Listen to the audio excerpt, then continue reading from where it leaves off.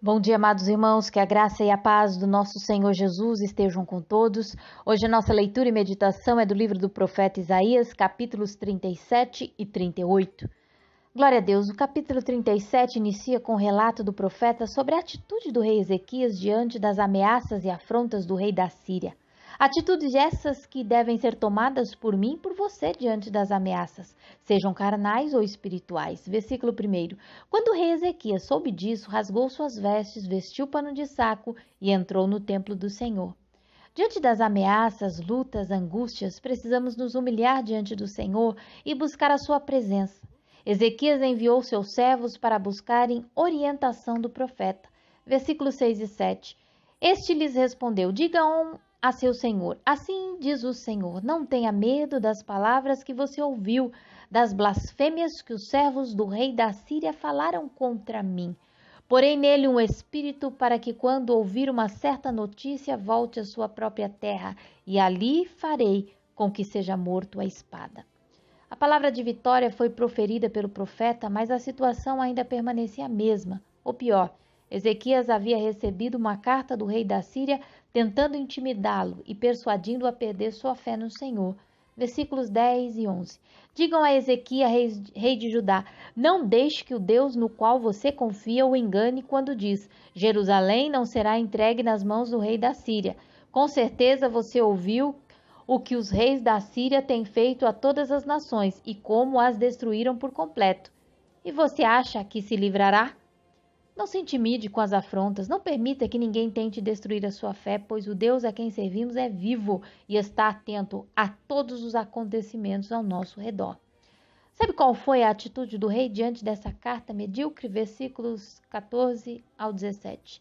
Ezequias recebeu a carta das mãos dos mensageiros e a leu, e então subiu ao templo do Senhor, apresentou-a diante do Senhor e orou: Senhor dos exércitos, Deus de Israel, cujo trono está entre os querubins, só tu és Deus sobre todos os reinos da terra, tu fizeste os céus e a terra.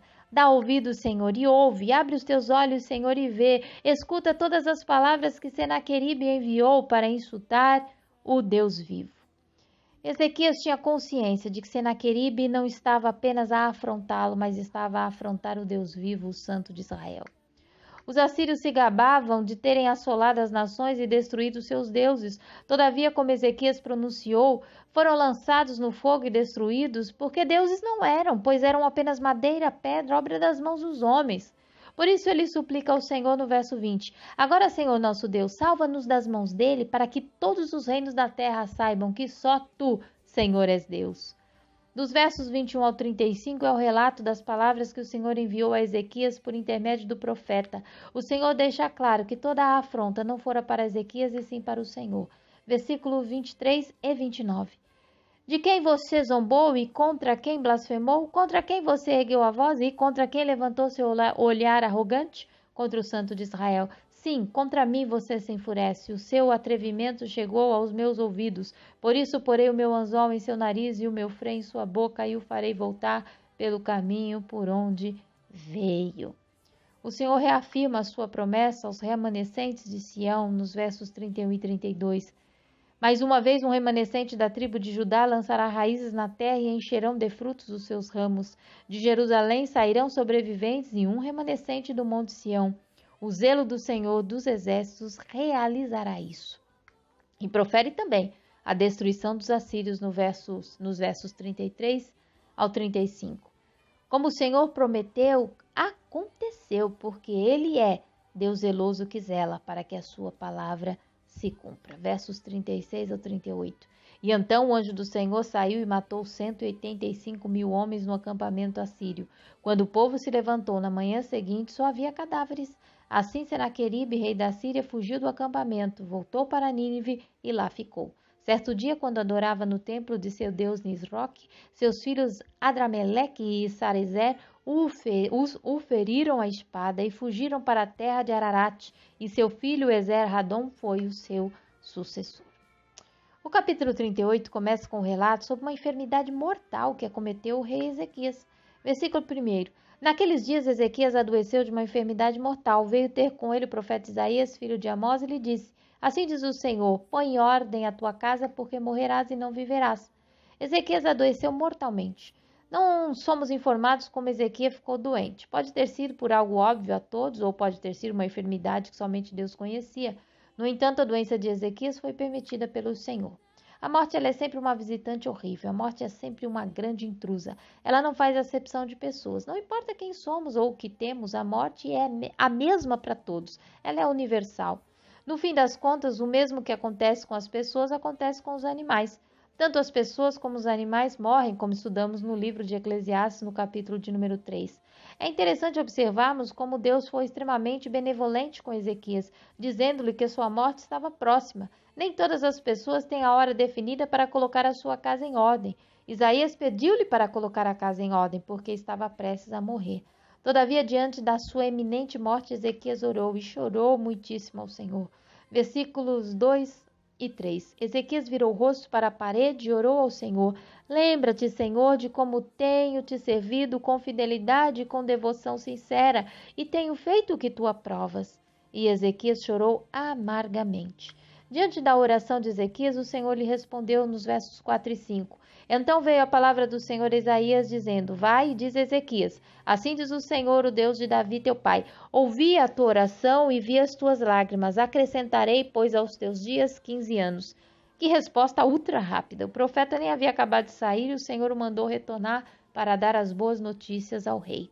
O Senhor não só prometeu-lhe a cura, como também que o livraria das mãos do rei da Síria, verso 6. E eu livrarei você e esta cidade das mãos do rei da Síria. Eu defenderei esta cidade.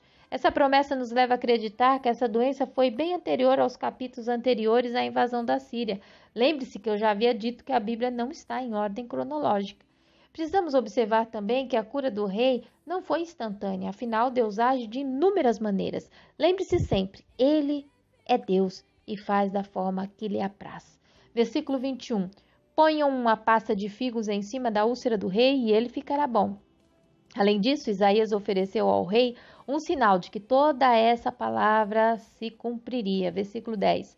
Na escadaria feita pelo rei Acaz, o Senhor fará com que a sombra volte 10 degraus, e a sombra voltou 10 degraus. Como Deus é maravilhoso! Como Ele fez esse milagre, não sabemos, mas Ele é o Deus que desafia a física, afinal Ele é o Criador de todas as coisas. Dos versos de 9 ao 20, encontramos o cântico de Ezequias depois de ser curado. Ezequias declara nesse cântico que foi para a sua paz que tudo isso lhe ocorreu, foi para o seu próprio bem. Verso 17, foi para o meu benefício que tanto sofri. Em teu amor me guardaste da cova da destruição, lançaste para trás de ti todos os meus pecados. E promete ao Senhor louvá-lo todos os dias da sua vida. Versículo 20. O Senhor me salvou. Cantaremos com instrumentos de corda todos os dias da nossa vida no templo do Senhor. Que lindos relatos. Parecem tão distantes de nós, todavia não se esqueça que a história de Ezequias serve de exemplo para mim e para você. A história bíblica é sempre viva e cheia de ensinamentos e conselhos para todos nós. Portanto, podemos dizer que a vida de Ezequias, cheia de altos e baixos, é a história da minha e da sua vida também. Que Deus os abençoe e até amanhã, se o Senhor quiser, com os capítulos 39 e 40 do livro do profeta Isaías.